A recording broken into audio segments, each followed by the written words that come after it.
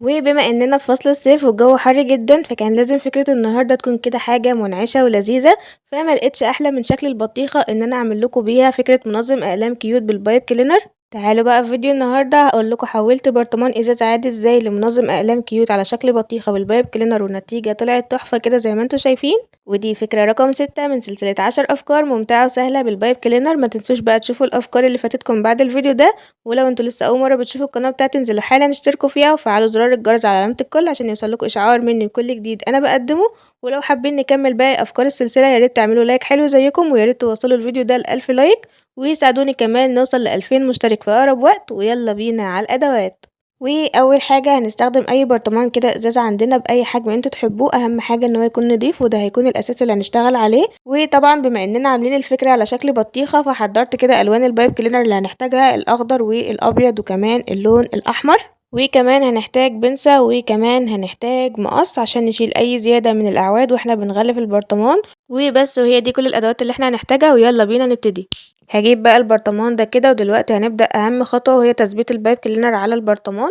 أنا بدأت باللون الأخضر لأنه هيكون الجزء اللي تحت اللي هيكون قشرة البطيخة. بجيب أول عود بايب كلينر باللون الأخضر وهبدأ إن أنا ألفه كده حوالين البرطمان من تحت بشكل دائري. وبعد ما ألفه كويس بوصل الطرفين دول كده من ورا البرطمان وأضمهم على بعض كده بالشكل ده، بحيث إن هو الشكل كده بتاع العود يكون مشدود جدا على البرطمان. وبعد كده نبدأ إن احنا نلفه بإيدينا لو معندناش بنسة، بس أنا حبيت إن أنا ألفه كده بالبنسة علشان خاطر يكون متماسك معايا أكتر ويثبت معايا أكتر وما يفكش مني.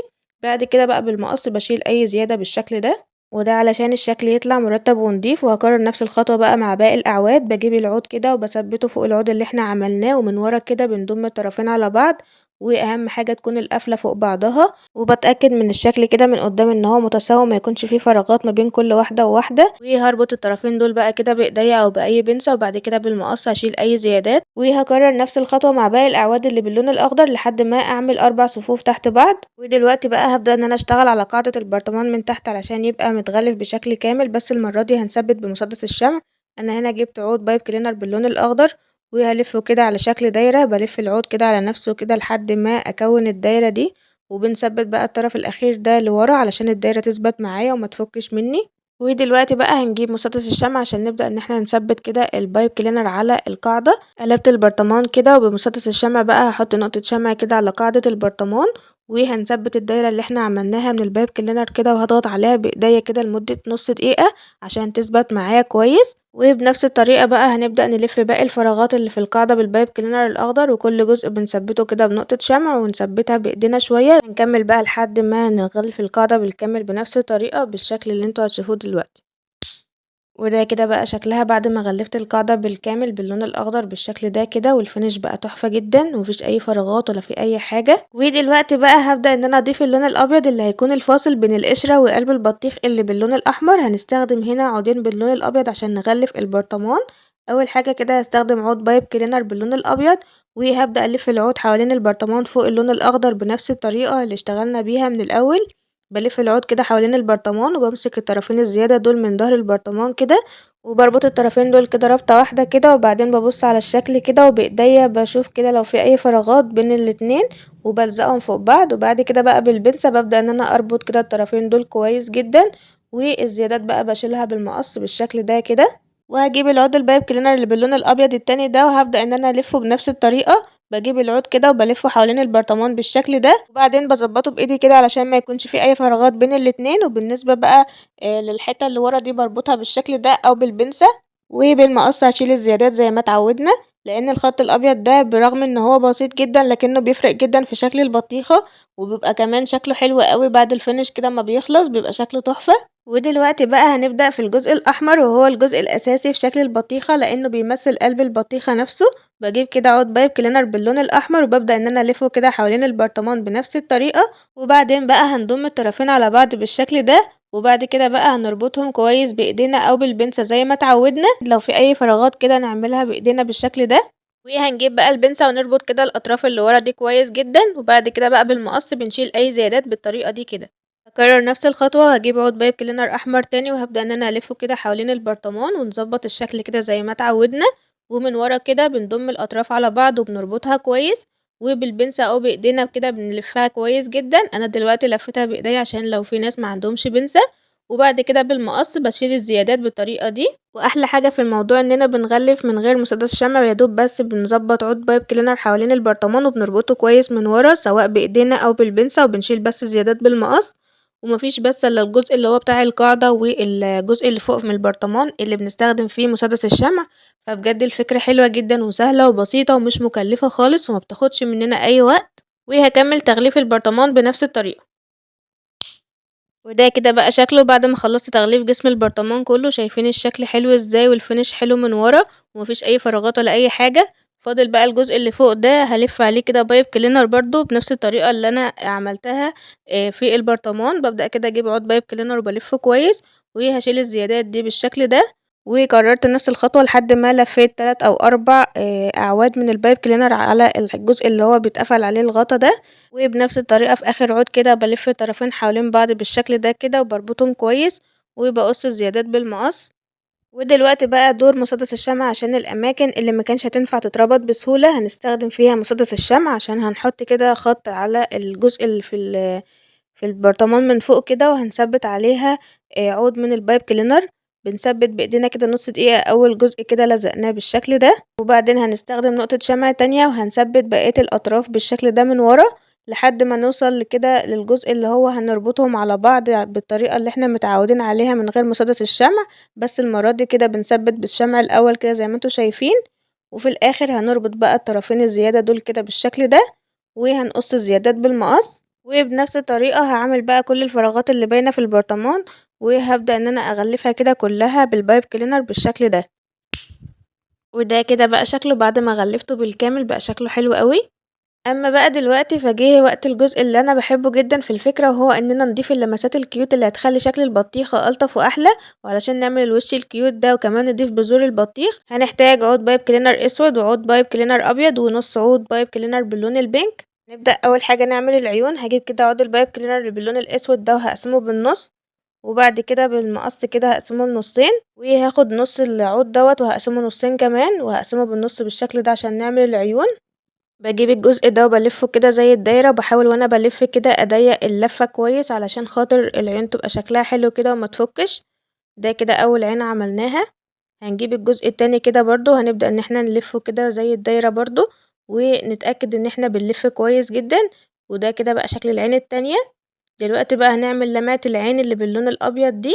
هنجيب بقى البايب كلينر اللي باللون الابيض ده وهنبدأ ان احنا نتنيه كده بالنص وهنقسمه برضو بالمقص. هناخد الجزء ده كده وهنبدأ ان احنا من الطرف ده هنلف لفة واحدة واللفة التانية وبعد كده بالمقص وهنقص كده الجزء ده عشان يبقى معانا كورة بالشكل ده كده. وهنعمل كرة تانية للعين التانية بنفس الطريقة لفة 2 وبعد كده بالمقص بنقصها.